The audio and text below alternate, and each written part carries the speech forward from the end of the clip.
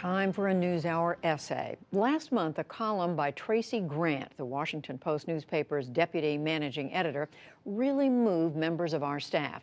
We asked her to expand on her idea with us. 10 years ago, my world as I knew it ended.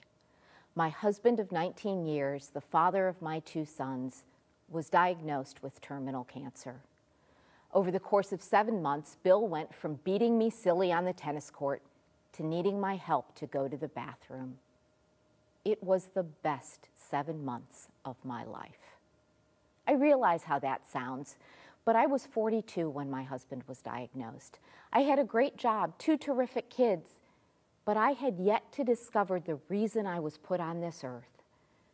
During those 7 months, I came to understand that whatever else I did in my life, nothing would matter more than this. In the early days after Bill's diagnosis, being a caregiver called me to be the best reporter I knew how to be. There was a heady sense that I could out-MacGyver the disease. I was relentless in making doctors and insurance companies answer my questions. But I had been a good reporter before. Here's what changed. There were no bad days. The petty day-in, day-out grievances of an irksome coworker or a flat tire paled in comparison to the joy of spontaneous laughter or the night sky. I found I could train myself to see more beauty than bother, to set my internal barometer to be more compassionate than callous. During Bill's last weekend, we sat side by side on his hospital bed, sharing a sandwich and watching television.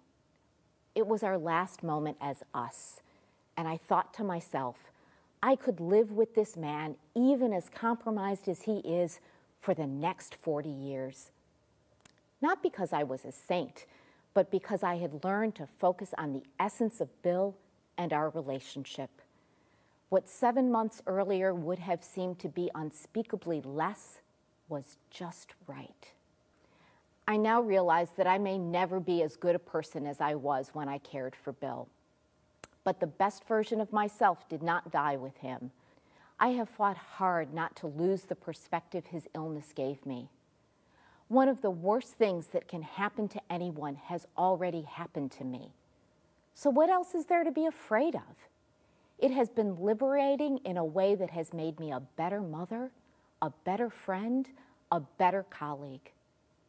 I'm quicker to say I'm sorry, and I don't need to be right all the time.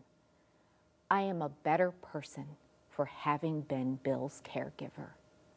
It was his last best gift to me.